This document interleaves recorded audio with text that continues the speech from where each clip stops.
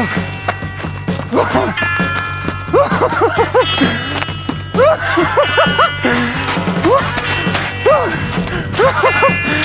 off!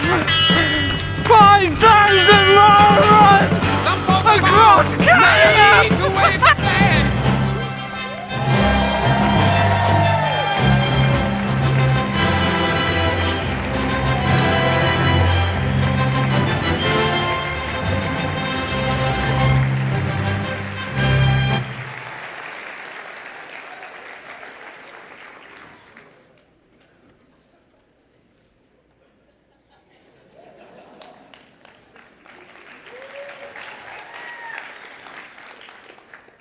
So what am I?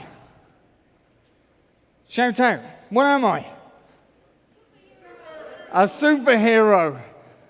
It's a good answer, it's not the right one. Come on, what am I? Superman. Do I look like Superman to you? What did I hear over here? Adventureman. It's a good answer, and I am Adventureman. But it's still not the right one. Come on, you're supposed to be intelligent. You're the winners. What am I? An eagle. An eagle?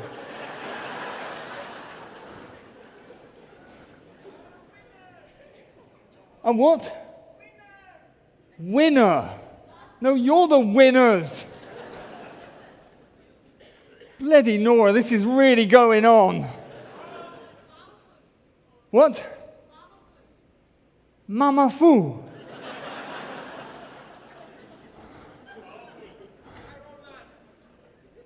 Arrow Man. What's wrong with you lot? I'm going to have to give you the answer. This is the first time I've ever had to do it. I'm just a normal man from England. I'm a bit of an idiot, actually. But I think you found that out. But what I want to share with you is that I found the superhero within me. And so I'm going to share my story, and then I hope that you find the superhero within you.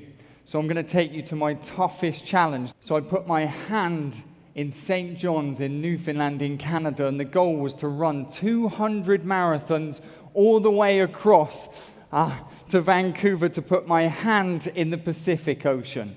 That's the goal. Looks pretty straightforward, like you couldn't ever get lost, could you really? I've seen that sign before!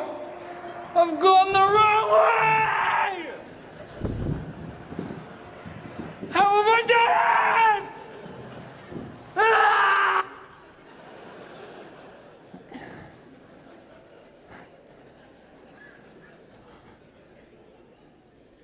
All done that before?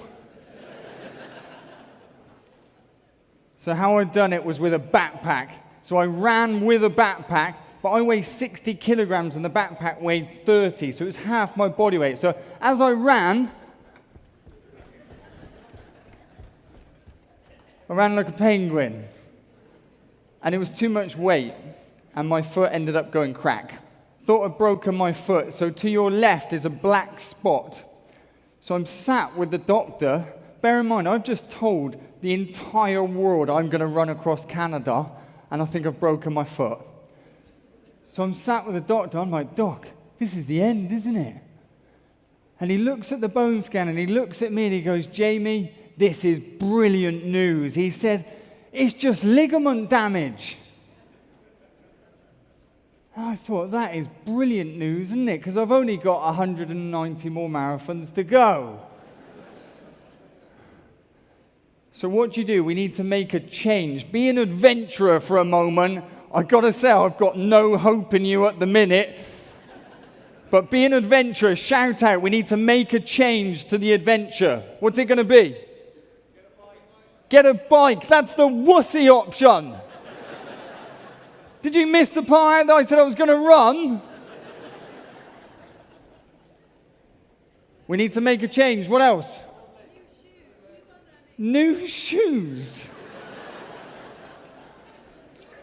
You're clearly not a runner. Lose the backpack. Okay, but if I lose the backpack, I'm all on my own. I've got no one. So what do? I just run like this in the middle of Canada with nothing. What's that? Get a companion. Ah. You're still not going to get it as well. This is ridiculous. A trailer. Have you lost your mind? I'm going to have to give you the answer. Absolutely useless. You ready for the answer? This bad boy's name, it's a pram or a stroller, and his name is called Caesar.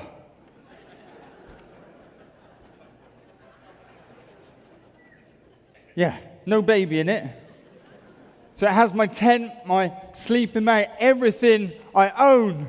And this is it. So now all the weight is in the stroller or the pram, and it's all off me. So none of you lot don't ever become an adventurer. But after a few more weeks of running, I got a little bit lonely.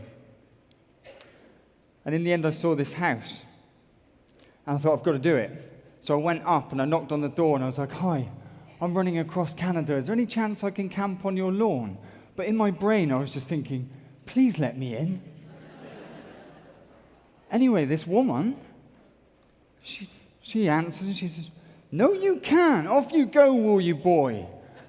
And I was like, oh, look, I'm really sorry. I didn't want to disturb you. I'll just go. So I kind of went and then she screams back at me. She goes, wait there. What are you doing? And so I said, well, I'm running and stuff. And she said, right, just wait there, will you, boy? And she went off, and she came back 5 minutes later, and she said, right, I've just Googled you, and you're real.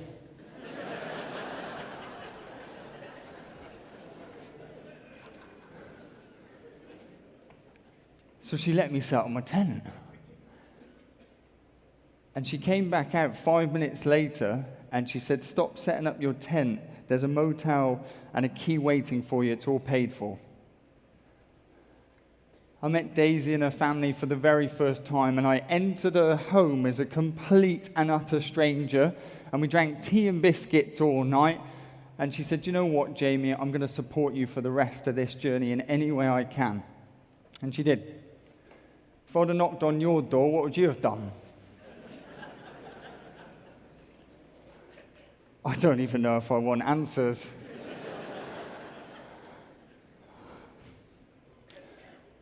I want to tell you about the toughest choice that I had in Canada. You're going to make this choice as well. So to your right, you've got a shorter route across Canada. To your left, you've got an extra 15 marathons. Which road are you going to take?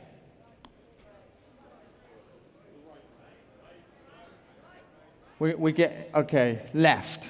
There always has to be one, doesn't there? Yeah, I think it's just human nature that we'll always take the easy road. It's just natural. The reason why I was stuck on these crossroads for so long is that I had my lazy brain wanting to do the shorter road, but I had my heart wanting to do the extra 15 marathons. And in the end, I went with my heart, and this is where I ended up. I landed into the children's hospital that I was fundraising for. When I arrived, all the doctors and nurses came out, kids dressed up as superheroes, and we'd done this huge, enormous run around the hospital. And the doctor, he came up to me, and I was kind of full of emotion, and he shook my hand and he said, Jamie, I don't know if you know, but because you've ran these extra 15 marathons, we've actually raised an extra $15,000 for the hospital.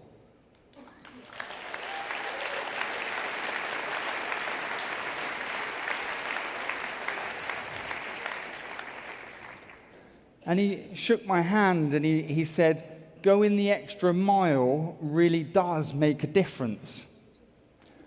Of course, it just fueled it, that fuzzy feeling. But I just couldn't let it go. And I was like, cheers, Doc. Like, I really do appreciate that. But I said, you do need to know that was more than just an extra mile. when I was about 5 years old, I was lying in bed and I woke up in the middle of the night and I looked at my legs and I couldn't move them. Like I just couldn't. And I started to cry. And my mum and dad was with me and it was a really scary time. Eventually the doctors found that I had this rare spinal condition called syringomyelia. So I had weird symptoms, immune deficiency, and I spent most of my life in hospital as a kid. And when I went to the doctors, the doctor kind of left me to it and said to me and my mum, well, it's really likely actually that your boy's going to end up in a wheelchair. When I left there, do you know what my mum said? She said, don't you dare listen to a word that doctor just told you. You're not going to end up in a wheelchair. When we went back, my mum put this piece of string in the back garden. She said, Jamie, do you want to play tennis? I remember feeling like, not really, Mum. But I went out there and I started cracking the ball and I just got this love for movement. Like I just couldn't stop. And I want to show you first how much I love to move, and you're going to participate. What we need to do first, just stay where you are. We'll get Saul and Dick, you're going to be up. You're going to be the judges in this. So if you get on the stage with me, we're going to create a complete divide here into two. So make sure there's a good gap, because otherwise you're going to end up like kissing each other, and we don't want that. So we're going to create a big divide. So your team, you're going to be called Team Super. Your team, you're going to be called Team Duper. Now, in a minute, you're going to stand up, you're going to face each other, and we're going to go and run on the spot. And when I shout 100%, that's when Saul and Dick are going to be judging you to see the winning team. Okay, stand up, face each other. Here we go. So first, there's some confusion here. Make sure there's a good divide. Make sure there's a good gap in the middle, and you've got to face each other. If you're on this team, you're going to face this way. If you're on this team, you're going to face this way. The divide is here. Create it. Okay. But first we need to warm up, don't we? So we're going to just run gently on the spot. Really gentle. That's it. Nice. So you're supposed to be judging. Oh, we can't run? What? No. Look. Okay, so you should start to feel the heart just beating a little bit faster. Now I want you to pick it up to 50%. We're warming up, yeah? I gotta say, at the minute, this side is looking absolutely terrible.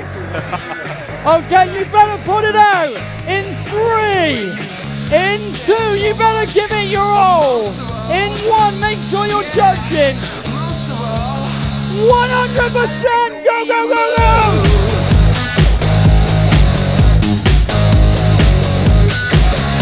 Go, go, go, go!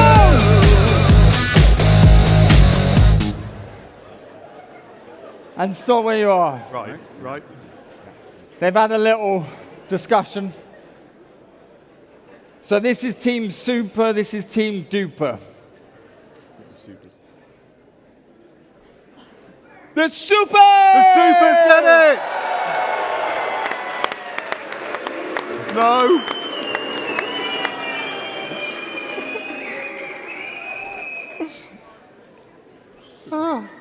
Thanks, Jamie. We're unpopular now. Thank you. I tried to motivate you lot. I tried.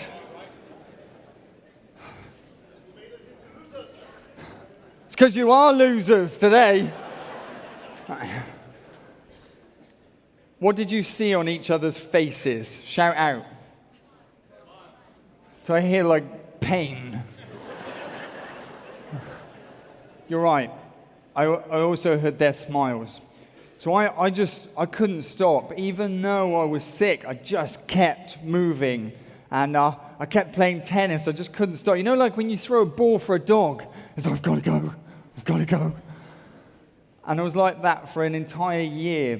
And all my symptoms gradually disappeared. And I managed to get my health. And it's important that I say to you, even though that doctor said what he said, I got phenomenal help from the hospital all my life. And it's thanks to them that all my symptoms disappeared. And so I just kept moving. And so when I was about 16, I'm like, I want to be like, Roger Federer. So I'm like cracking forehands and backhands. But eventually I did work it out that I was absolutely crap at tennis. So in my later years, I started to work, I got a job, and I started to save up to put a deposit on a house. I saved up £20,000, which is about 30,000 US dollars. And I went to sign the papers, and right at the last minute, I just got this gut feeling in my stomach. I was like, something's wrong. Do you know that feeling? And in the end, I just pulled out, and they were really annoyed. They were like really angry. Oh.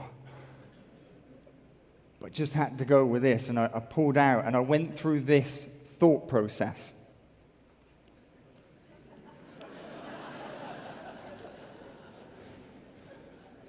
Listen, I've done this with paint, so this is serious stuff.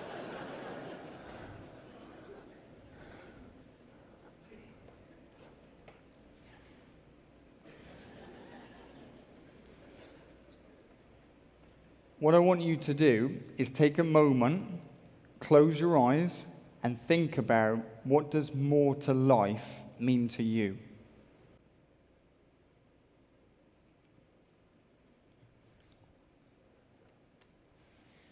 Okay, great. I hope you have that in your mind. So instead of getting the house, I just had, there must be more. I don't know about you, but there just must be more. So in the end, I bought myself a bicycle for £50 out of the newspaper. It's about $100. It's one of the worst bikes known to man. And then I got in touch with the hospital. And I said, do you know what? Maybe I'm in a position in my life that I can actually give back. So I said to them, I'm going to cycle 14,000 miles around the world to fundraise, and I'm going to finish at Gloucester in the hospital.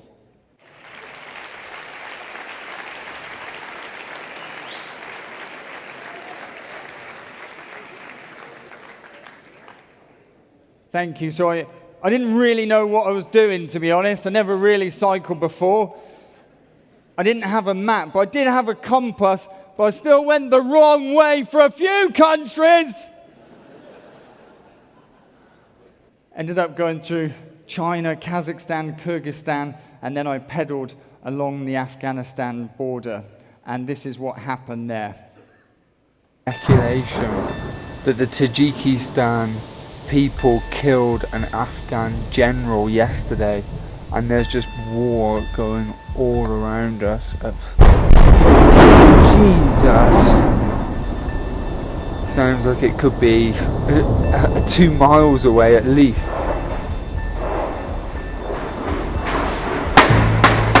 Jeez. Oh my God!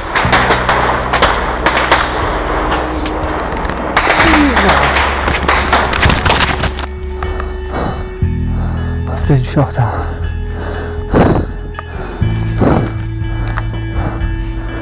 This is no game.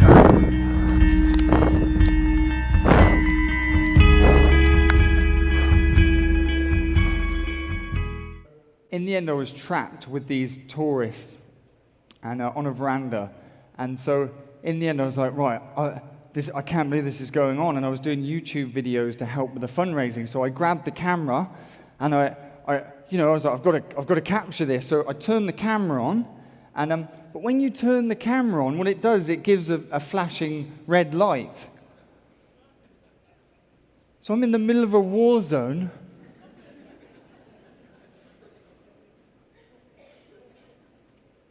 So I was shot at. Luckily, I wasn't hit. And eventually, we all clubbed together after 30 hours, and a woman came up and said, you have to get out. There's a ceasefire for 2 hours. Now's your time to get out. So we all left. In those 30 hours, 600 people ended up kind of dying. Fuel. If you're going to cycle all these miles, what are you going to do for fuel? Shout out.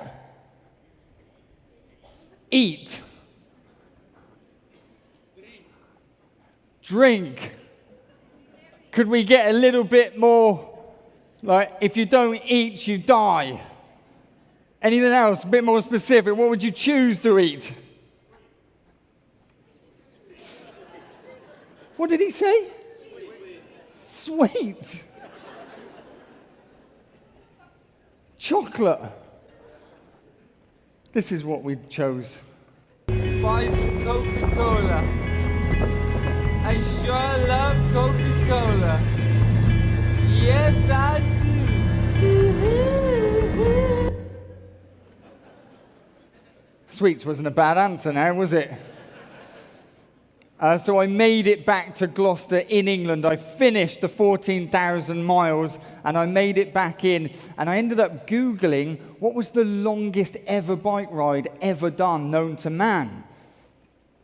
This guy popped up. He was an Italian guy. He held the world record for sitting on a stationary bike for 10 days non-stop. I was like, that's impossible. There's no way you can pedal for 10 days. But then I was thinking, well, if an Italian can do it,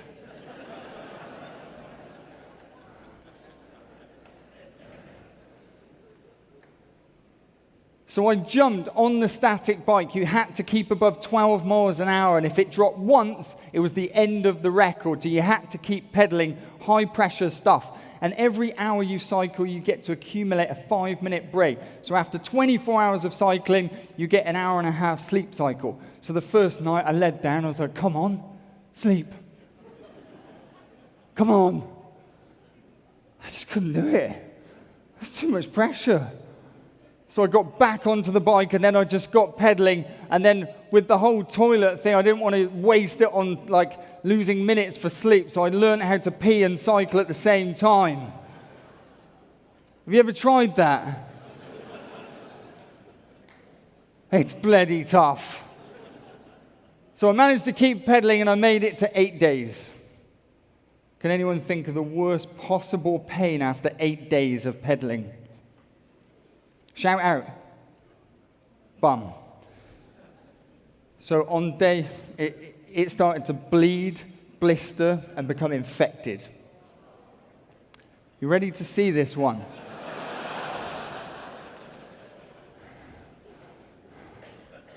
I wouldn't do it to you. I'm pedaling away, but because it's becoming infected, it was going to end the record. You can get sick. So they got these nurses to come in, skin specialists in. So this nurse came in and she pulls my pants down. I'm pedaling away and I'm like, what's she doing? And she takes a photo of my bum. I'm pedaling and then she holds it up. So I'm pedaling and I look up to see the photo. I thought, why would you do that to me? And she said, I'm so sorry, James. She says, there's nothing we can do for your bum to heal. You've got to get off that bike.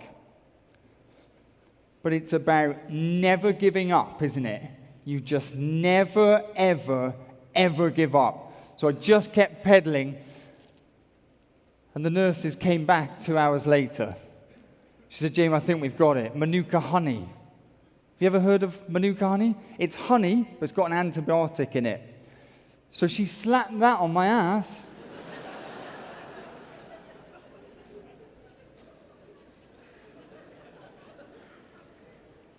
No, I didn't touch it. Because it actually healed the infection. And I managed to keep pedaling to go for 12 days non-stop pedaling to get a Guinness World Record.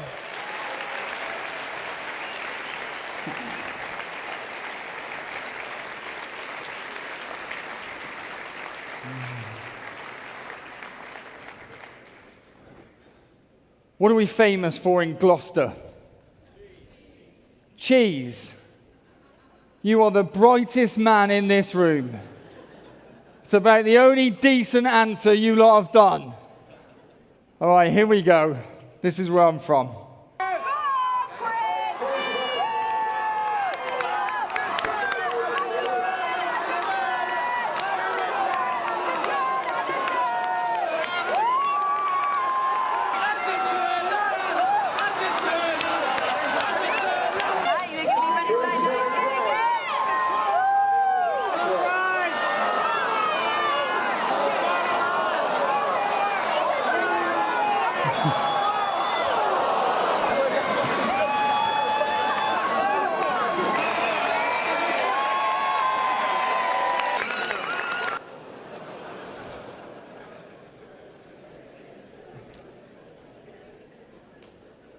So we've got quite a few Brits in the room, so they know what we're famous for in Gloucester. But that's what we do. We roll cheese down a big hill, and everyone chases after it, and then they break their arms and legs.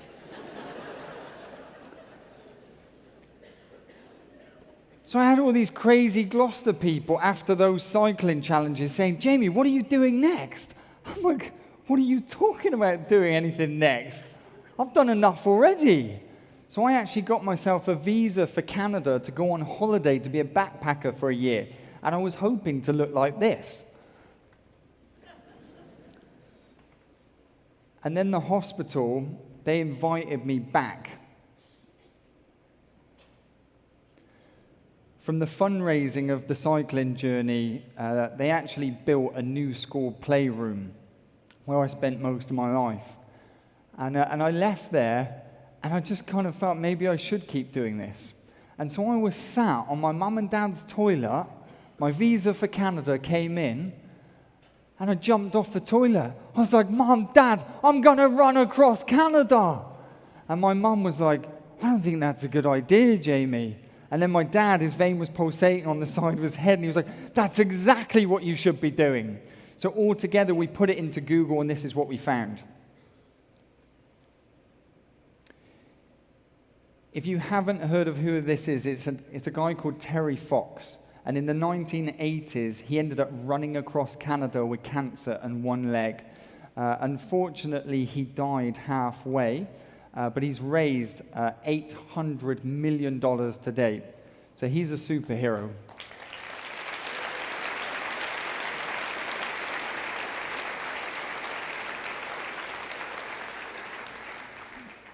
Okay, so back to Canada then.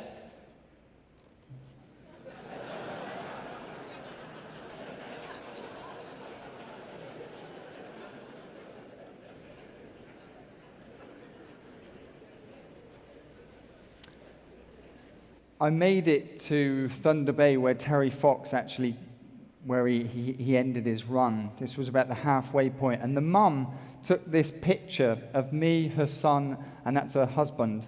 And she said, Jamie, I just want you to know our boy Samuel, he's struggling with a really big illness right now. And we just believe in everything that you're doing. And we really hope that you can finish the rest of this run.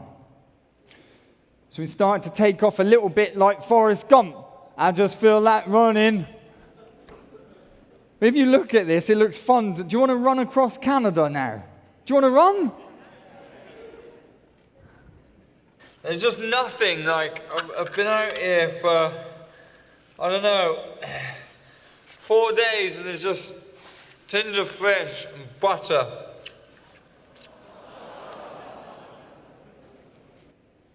As it hit the winter of Canada, I stayed in this woman's house. And as I left, this woman, she said, Jamie, she said, you don't understand how bad the winter's going to get. She said, you're never going to make it. You're going to die. I was like, I'll be fine. Like, don't be silly. And off I ran with Caesar. Anyway, this woman, she set up a Facebook group, and she called it Stalking Mama Bears. It grew to 20 women, and what they would do is call ahead into each town to let the police, the fire engine, people know that I was coming to keep me safe. I ended up getting a phone call from one of the mama bears. She called me up and she said, Jamie, have you been on a date since you've been in Canada?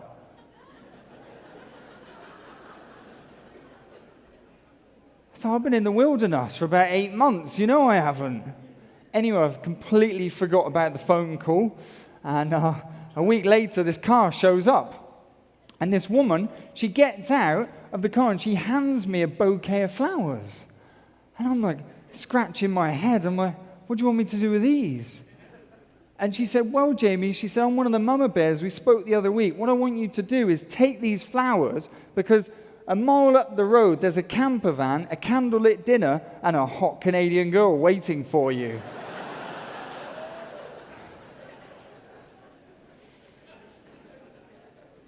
I was like, give me those flowers.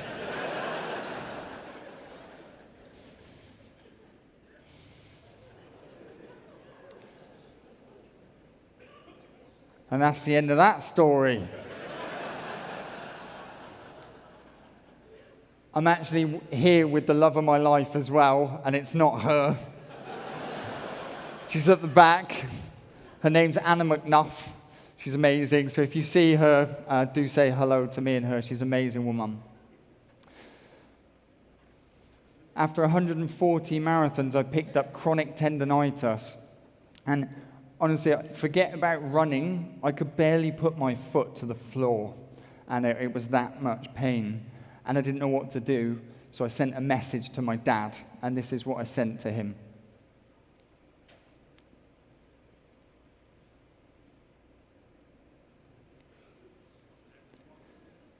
And then this is what my dad responded with.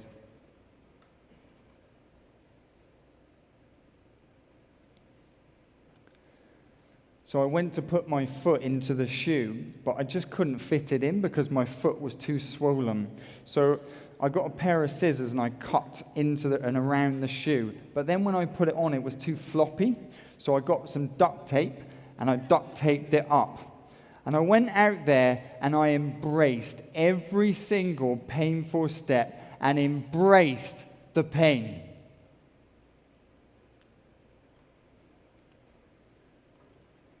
Does anyone know what minus 40 Celsius feels like? Yeah. You might work in Fahrenheit, so I think it's about minus 55 Fahrenheit. Okay, so just to make it, don't do this obviously, but you know your freezers at home? Your freezer, now double the temperature to make it even colder. Now what I want you to do, imagine, so stick your face in it, hold it there, keep holding, just hold it in there all day.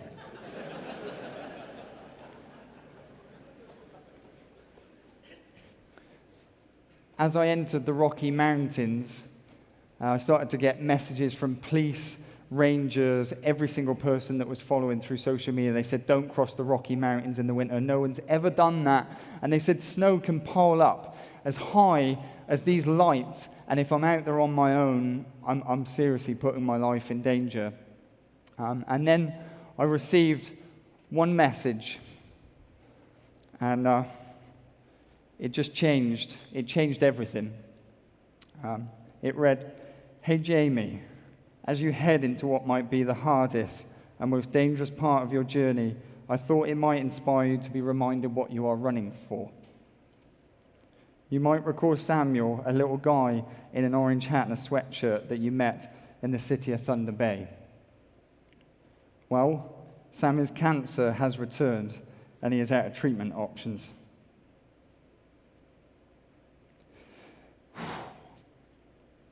For now, we're enjoying every day, and he's living a full, joyful life as best he can. It's devastating for us, obviously. It's also motivating to make sure that you know that what you are doing is going to change the outcome for kids like him in the future. As a normal mum, I have to say first, be careful, Jamie. But of a mum of a child facing the end of his beautiful life, I say, keep going, Jamie."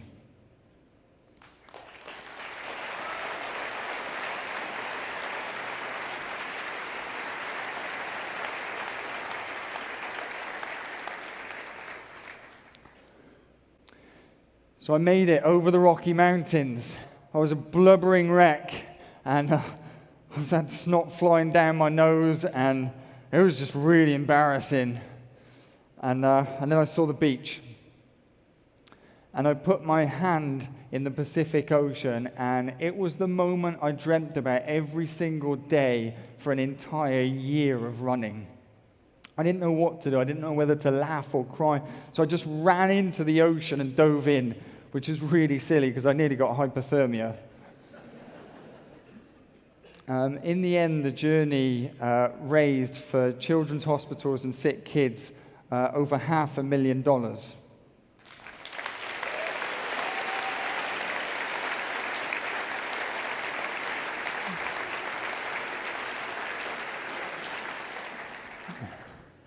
Do you know what I didn't see coming, though?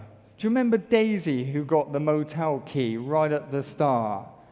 I just didn't see that one coming. Or the doctor that kind of shook my hand. he meant well, didn't he? And meeting all those doctors and nurses, or the mama bear that got me the date, or the mum that ended up getting me the letter. They were my superheroes. Who are your superheroes?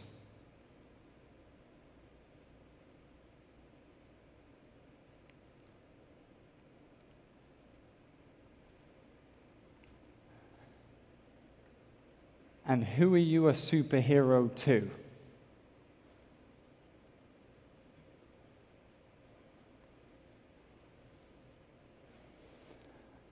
Lastly, how dare that doctor make me feel like I was going to end up in a wheelchair? Don't ever let anyone make you feel that way. And whatever superhero challenge that you have ahead, whatever that is, just find it in here. So find your very superhero within you. Thank you very much.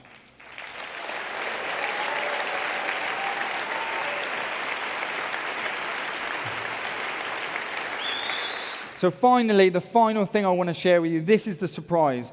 So when you leave here, you're going to take on the biggest superhero challenge of your life, aren't you? Yeah.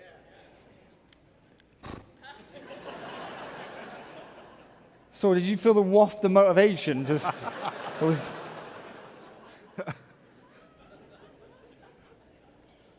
So when you leave here, you're going to take the biggest superhero challenge of your life, aren't you? Yeah. And when you achieve it, because you always do you think it's incredibly important that all of you scream, "Who's the daddy?" This is the final summit of the Rocky Mountains. So from here, it was all downhill into Vancouver. So this was like the end. Thank you very much.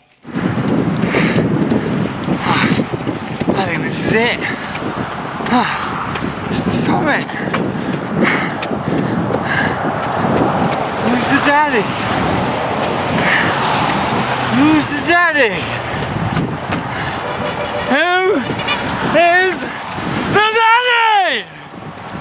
I'll tell you who the daddy is. I'm the daddy. I am the daddy.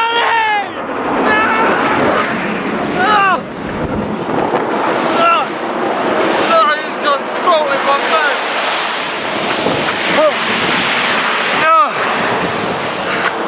I'm the daddy.